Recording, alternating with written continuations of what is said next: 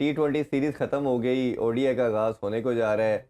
ये किस ट्रैक पे चल रहे हैं हम? ना हम T20 अपने घर पे जीत पा रहे हैं। कल भी मैंने अपने शो में बात की, हम अफगानिस्तान से लेके इंडिया की बात करें, बांग्लादेश की बात करें, श्रीलंका की बात करें, ये तमाम टीमें अपनी मर्जी की विकेट्स बनाती हैं और अपोजिशन को बड़े आराम से गिरा देती हैं।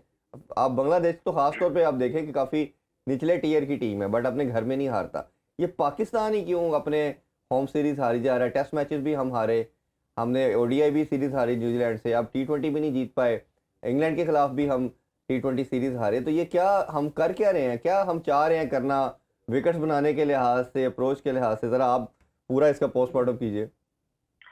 देखिए इरफान भाई, मैं आपको मेरी समझ में ही नहीं आया। रन अगर आप बोर्ड पे देखें तो फिर लगता है जी ये 190 प्लस रन कर दिए आपने, तो रन बहुत हैं। लेकिन इनके जहन में ये बात होनी चाहिए थी कि इस पिंडी की इस पिच पर दो मरतबा 240 प्लस चेस हो चुके इसी पीएसएल के अंदर। तो बहुत जी। सारी चीजें दिमाग में रखनी थी। फिर बाबर आजम कह रहे हैं कि 20 रन हम शॉर्ट थे।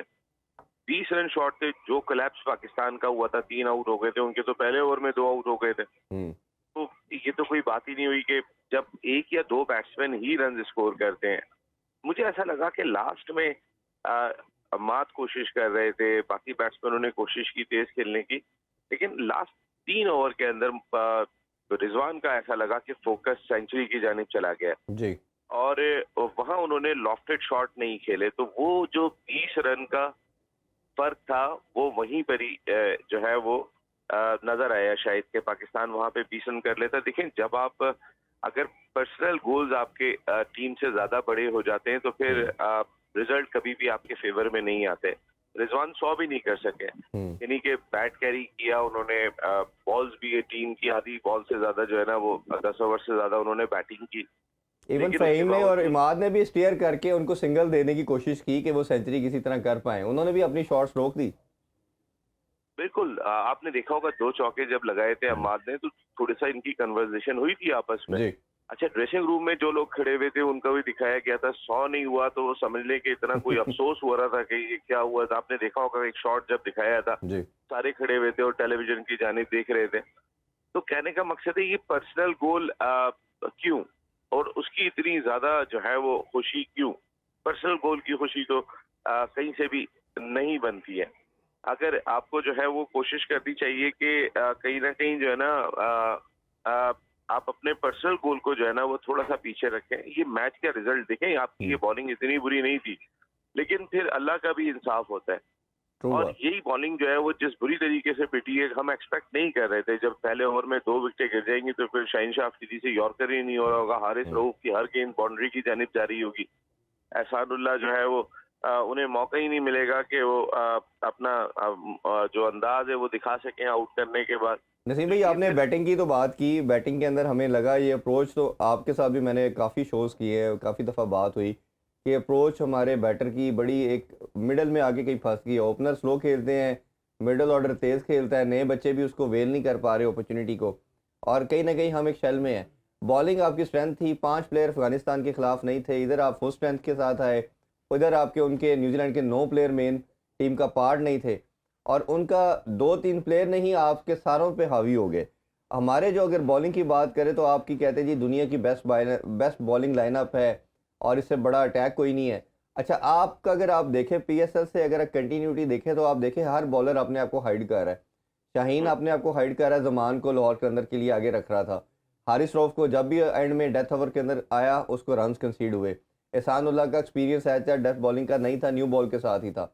तो अब आप किस तरफ फंस रहे हैं? पहले मैं पेस अटैक की बात कर लूं, फिर मैं स्पिन डिपार्टमेंट की तरफ भी आता हूं। तो ये आपने किसने बनाना था, और आपका जो डिसाइडर मैच था, आप किस तरह, एक ही आपके पास डेथ बॉलिंग का बॉलर था T20 में, जमान खान, उसको नहीं खिलाया, और बाकियों की परफॉर्मेंस आपके सामने है। देखिए सिलेक्शन ही समझ में नहीं आ रही है कि आप सिलेक्शन कर क्या रहे हैं। बिल्कुल अच्छा पॉइंट है ये कि जब जमान खान, अब अगर आपने 4 मैचों में एहसानुल्लाह को नहीं खिलाया था तो फिर 5वें मैच में जो डिसाइडर था उसमें खिलाने की क्या जरूरत थी? हम्म। अगर यहाँ पर आप जमान को ही खिलाते, नसीम शाह को लेके आते, उनके एक्सपीरियंस से फायदा उठाते, सीरीज तो जीतते। ये डिसाइडर था। जहाँ आपको चेक करना चाहिए था वहां आप मौका ही नहीं देते। हम्म। जहाँ पे आप जो है वो जहाँ खिलाने की जगह बनती थी। देखिए एहसानुल्लाह जो परफॉर्म करके आए थे, शारजा में, वो उनकी जमान से लेके तमाम बॉलर से बेहतर परफॉर्मेंस थी। जी। तो वो तो फर्स्ट चॉइस है आपके कि वो स्टार्टेड लाइनअप में होना चाहिए थे, आपकी स्टार्टिंग लाइनअप में तो वो नहीं है। आपने तो जो है वो अगर जमान को खिलाया, जमान के बाद नसीम शाह को खिलाया, फिर जमान को खिलाया, तो आप तो वही म्यूजिकल चेयर करते रहे कि आप तो ऐसा लगता है कि आप जिनको कॉन्फिडेंस देना है उनको कॉन्फिडेंस देगा। मैंने कहा ना कि आखिरी 11 गेंदों पे रिजवान ने सिर्फ 14 रन बनाए। इसका जी। किसी ने पूछा, बाबर उसका दिफा कर रहे थे। हम्म। बाबर ने जब उनसे पूछा गया कि उन्होंने शॉट मारने की कोशिश की और उनसे लगा नहीं, उन्होंने कोई एक लॉफ्टेड शॉट नहीं मारा कि ऐसा ही है। छक्के के लिए जाएगा और वो कैच हो जाएंगे तो उनकी सेंचुरी रह जाएगी। वो नीचे नीचे मारने की कोशिश कर रहे थे। अपनी अप्रोच को तो बदलो भाई। और फिर इसके ऊपर अगर इस तरह की कोई दूसरी नेशन हो ना, और वो ये देखें कि उनके बैट्समैन ने लास्ट में ये जो है वो हरकत की है कि वो मारने ही नहीं गया और मैच भी हार गई टीम, सीरीज भी ड्रॉ हो गई, तो वो दूसरी नेशन या दूसरी कोई टीम होती, आप यकीन माने कि वो चेंज कर देते, बहुत खामोशी के साथ, जाहिर भी नहीं करते। एक बात। हमारे यहाँ पर प्लेयर पावर की सूरत हाल ये है कि वो चेंज नहीं हो सकती। आपने जहां तक फास्ट बॉलिंग की बात की, तो मैंने आपको कहा ना कि नियतों का गेम है भाई। जब आपकी नियतें ये होती हैं कि मेरे दोस्त जो है वो सारे के सारे परफॉर्म करते रहे और उनको कोई टच ना करे, तो उसके बाद फिर आपके जितने दोस्त होते हैं वो लाइन से मार खाते हैं। नहीं, वो लाइन फिर से एक एक करके बाहर होना भी शुरू हो गया ना। अब उनकी परफॉर्मेंस भी आपके सामने है, तो हम काफ़ी ज़्यादा। अच्छा, थोड़ी सी बात बाबर की अगर कैप्टनसी पे भी कर लें। बाबर के ऊपर अभी प्रेशर तो बहुत बिल्ड हो रहा है और काफ़ी अरसे से हो रहा है कि हमें लगता है कि कहीं ना कहीं मेंटल ब्लॉक का मसला है, कहीं फंस जाते हैं, डिफरेंट चीज़ नहीं करते। गेम अवेयरनेस ऑब्वियसली कैप्टन की सबसे ज़्यादा होनी चाहिए, बट वो नई चीज़ नहीं करते। जैसे चैपमैन और नेशम हिटिंग कर रहे थे, तो आपकी बड़ा एक छोटे से छोटा बच्चा भी जो गेम को समझता है, सबसे मुश्किल बॉलर ऑफ स्पिनर होता है और स्पिनिंग विकेट है, आप ऑफ स्पिनर को लगाए, इफ्तिखार आपके पास मौजूद है और रूटीन में आपके बॉलिंग करता भी रहता है, तो इफ्तिखार को ना लगाना और उसको कैसे देखते हैं। और ख़ासतौर पे एहसानुल्लाह ने पहला ओवर अच्छा किया था, उसको फिर बाद में एंड में लेके आ जाना, बाद में उसको बॉलिंग नहीं करवाई गई, उधर आपको एक विकेट चाहिए थी सिंपली। तो कैसे देखते हैं दोनों डिसीजन को? देखिए, इफ्तिखार वाला डिसीजन बहुत ज्यादा डिस्कस हुआ और वाकई में जब मिडिल में थे और दोनों लेफ्ट हैंडर बैट्समैन डोमिनेट कर रहे थे, तो उस वक्त तो लाजमी तौर पे इनको खिलाना चाहिए, इफ्तिखार से बॉलिंग करवानी चाहिए थी। कोई भी होता वो करा था। मैं आपको बताऊं, ये शायद शुरू में ही करा था कि मैं एक ही विकेट लेनी है, 4 तो हम आउट कर चुके हैं, वो 124 रन की शराकत कर गए, हमें ये विकेट हासिल करनी है। चैपमैन पूरी सीरीज अच्छा खेल रहे हैं, इनको आउट करने के लिए जाना है। हम फास्ट बॉलर से आउट करने में लगे रहे। हालांकि अब तक ये भी रीड नहीं कर सके थे हमारे कप्तान या दीगर जो थिंक टैंक के चैपमैन फास्ट बॉलर्स को ज्यादा अच्छा खेल रहे हैं। जी। वो इससे पहले स्पिनर्स पे ही आउट हुए और स्पिनर्स पे ही स्ट्रगल करते रहे। तो कोई कैलकुलेशन नहीं दिखाई दे रही थी, कोई स्टडी दिखाई नहीं दे रही थी। और ये तो बिल्कुल एक, जैसे हर आदमी कहेगा कि आपने इफ्तिखार को चले आप आखिर में नहीं करते, लेकिन मिडिल में कि जहां पर वो पार्टनरशिप अगर 60 रन की हो गई थी, तो बजाय वो 124 रन की होती, कहीं ना चांस लेने तो जाते। कितने रन देते हो? नहीं, सबको रन हो रहे थे नसीम भाई, रन तो किसको नहीं हो रहे थे, सबको रन हो रहे थे, तो चांस लेना तो कोई मसला ही नहीं था। देखिए, हम मेरा ख्याल है कि ब्रेव डिसीजन लेने पड़ेंगे। जिस तरह न्यूजीलैंड थी, 6 T20 क्रिकेट के अंदर 6 बैटर्स काफी होते हैं आपको रन बनाने के लिए, लेकिन हमने अपने पास 5 बैट रख के 3 ऑलराउंडर्स भी इंडल्ज किया। देखा जाए 3 हमारे पास प्रॉपर फास्ट बॉलर्स थे, बाकी तीनों जो थे 2 स्पिनर्स और एक फहीम अशरफ की सूरत में आपको फास्ट बॉलिंग ऑलराउंडर। अगर मैं होता और हमारा डिसाइसिव मैच होता, तो शायद मैं वहां पर फहीम अशरफ को रेस्ट देकर जमान खान को खिला लेता।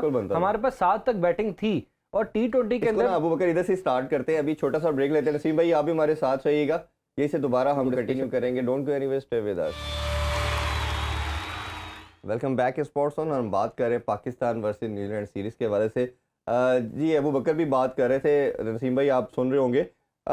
मसला यही था कि हमारा काफ़ी ज़्यादा हम हर जगह पे लैग करना शुरू हुए। अच्छा, थोड़ी सी बात अगर हम थोड़ी स्पिन डिपार्टमेंट के हवाले से भी कर लें, लेकिन जैसे अबू बकर ने अभी पॉइंट रेज किया कि हम फहीम अशरफ को बिठा के एक बॉलर को ऐड कर सकते थे, जमान खान को। अच्छा, आपने जैसे दोस्तियों की बात की, तो T20 में हमने देखा कि फहीम अशरफ को चांस दे दिया, ODI में हमने वसीम जूनियर को चांस दे दिया है। तो आपको लगता नहीं कि कहीं ना कहीं सारे को खुश किया जा रहा है कि भाई तू भी खेल ले, तू भी खेल ले? अब मैं यही कह रहा हूँ ना कि आपको समझ में नहीं आ रहा आपके कि हमने करना क्या है। एंड ऑफ द डे जो मेन चीज ये है कि करना क्या है। जब तक आपको ये नहीं पता होगा कि हमें करना क्या है, तो इरफान भाई आप अभी तक आप डिसाइड नहीं कर पा रहे हैं। आप ये बताएं कि जैसे फहीम अशरफ को आपने बात की थी T20 में, भाई आप किस वजह से खिला रहे थे, क्या रीजन क्या था? आप शहीनशाह अफरीदी बैटिंग कर लेते हैं, आप चांस लेना। शहीनशाह अफरीदी ने आपको बैटिंग करके दिखाई है, क्रूशल मौके पे करके दिखाई है, टीम फंसी हुई थी जब करके दिखाई है। आपने कभी कोई आउट ऑफ द बॉक्स जाने की कोशिश नहीं की। ज्यादा से ज्यादा आप अगर आउट ऑफ द बॉक्स जाते हैं तो वो समझ में ही नहीं आता, या तो शादाब आते हैं 4-5 पे, या फिर अहमद वसीम को ले आते हैं, एक चेंज बस। उसके अलावा कोई चेंज आपने रूटीन से हटके नहीं किया। भाई आप टीम बना रहे हो अपनी, और आप तो ऐसे ही लगता है ना जब अपने मुल्क में हारे जा रहे हो कि रीबिल्ड प्रोसेस से गुजर रहे हैं आप, रीबिल्ड प्रोसेस से गुजर रहे हैं आप अभी तक।